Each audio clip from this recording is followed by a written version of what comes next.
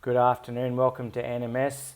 This video today is entitled How to Progress in Your Strength. Okay, now there's a number of different methods I've used over the years in the 35 years that I've trained, and some of these methods work for some exercise and some for others, but there's 6 different methods I use to increase weight or increase strength over time.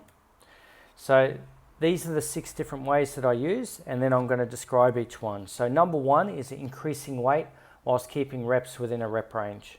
Number 2 would be increasing reps on the same weight within a rep range, and then obviously increasing the weight once you get your reps high enough. Number 3 would be increasing the weight for 2 or more sets of a number of reps. Okay. Number 4 would be increasing the number of reps over a prescribed number of sets for a specific weight. Number 5 would be having rep PRs at different weights and increasing and decreasing the weights while increasing reps on each weight. And number 6, improve form and then rebuild weights with improved form. So let's have a look at number 1, increasing weight whilst keeping reps within a rep range. So this is a failure or close to failure method where you are working within a rep range of say 6 to 8 reps.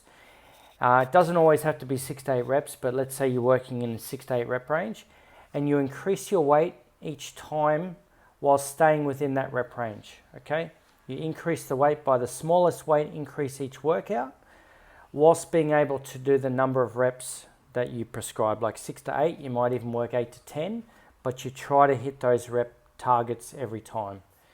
This is easier on barbell compound exercises because the percentage load increase will be lower than on dumbbell exercises, machine exercises, or cable exercises, unless you can use part weights, of course, on those machines. Now, this is obviously a very sort of beginner type thing where like your weight's going to increase quite quickly, so every workout will seem like you're just getting stronger. Okay, so this is a beginning method. Number 2 is increasing reps on the same weight within a rep range. So this is a to failure or close to failure method for lower weight exercises such as dumbbells, cables, machine exercises, or where it's easier to increase the reps than the weight. Okay. It can also be for compounds if you're at the bottom of a rep range. So let's say you want to do 6 to 8 reps, but you're only getting just on 6 reps and it's really hard to do it. Maybe you try to get 7 before you'll go up next time. What you simply do is try to increase the number of reps that you do with good form. Okay, so on bigger compounds at lower reps, it is much harder to increase weight because the percentage load increase is greater. So that's another method of doing it. Number 3, increasing the weight for 2 or more sets of a number of reps.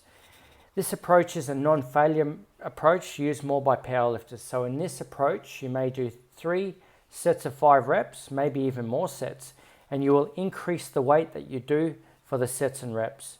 In this approach, you increase the weight by the minimum amount if achieved number of sets and reps. So in other words, if you can do 3 sets of 5 this week with a weight, you'll increase by the minimum amount of weight, and next week you'll try to hit 3 sets of 5 again.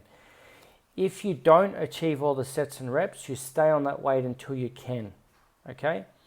It is important that at least the first sets on this are not taken a failure. So this is not a failure method. This is more by powerlifters that are really sort of working in a fairly high workload, but they're not trying to hit failure because failure causes fatigue.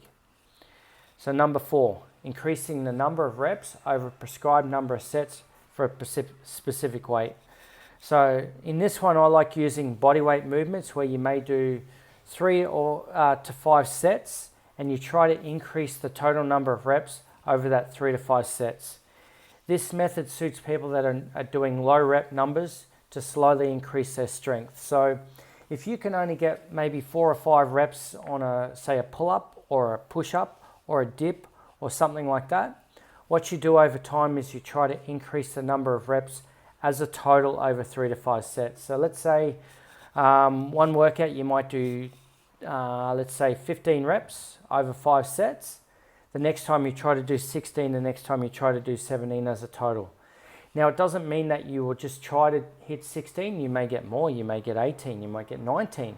Maybe you're going up pretty quickly. okay? But you try to increase the number of total reps each workout. This can, it can suit higher reps, but the problem with higher reps with this particular method is you may have cardiovascular fatigue or lactic acid buildup, which is also a hindrance because lactic acid prevents muscle contraction. So you may just fatigue because your muscles burn, okay? So I like to use it more for low rep sets. Number 5, having rep PRs at different weights and decreasing and increasing the weight while increasing the reps on each weight. So what this is a failure method where you increase your weight whilst trying to hit at least the minimum number of reps. So let's say you want to do 5 to 8 reps, okay? If you can do 8 reps and then slowly you increase the weight and then your weights drop, or your reps, drop to 5 reps, you try to increase the number of amount of weight that you do while still maintaining at least 5 reps. Each week you increase it. Once you find that you can't achieve the minimum reps, then what you do is you start decreasing the weight, but you actually have more rep PRs on the lower weights. So as you go down, you try to increase your reps and do more reps, okay? And then what you do is once you get to the high end of your rep range again, right, let's say 5 to 8, 5 to 10 reps, then you start to increase your weight again whilst trying to maintain reps, okay? So this method is more of an advanced type method where you have rep PRs on each weight and you try to improve on your rep PRs.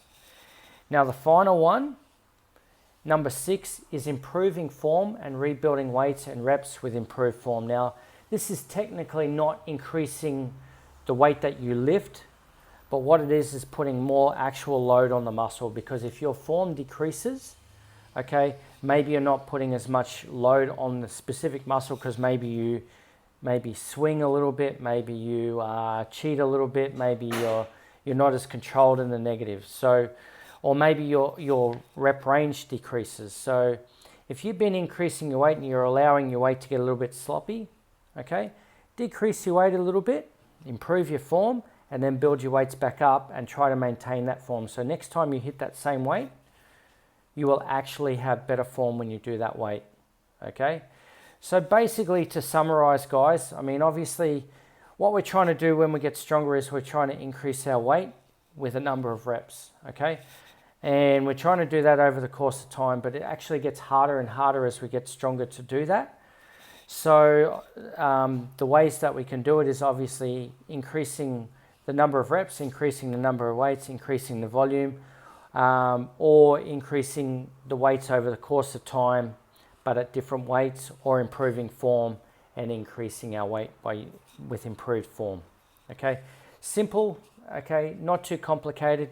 Watch this video a couple of times and think, well, okay, where am I at in terms of my advancement in training? Because it gets very difficult as we get stronger to increase our weight. So you may have to use a few of these different methods over time to improve your strength. Thanks for listening, guys. If you do like this video, share it around, because a lot of people get very confused with progressive resistance and how they can improve their progress. So share it to people who may get benefit from this video, and look out for my other videos that I'm putting on here, and also join up to my page and go back through some of my other videos on nutrition, on training, and also some of my form videos on different exercises. Thanks for listening, and I'll talk to you in the next video.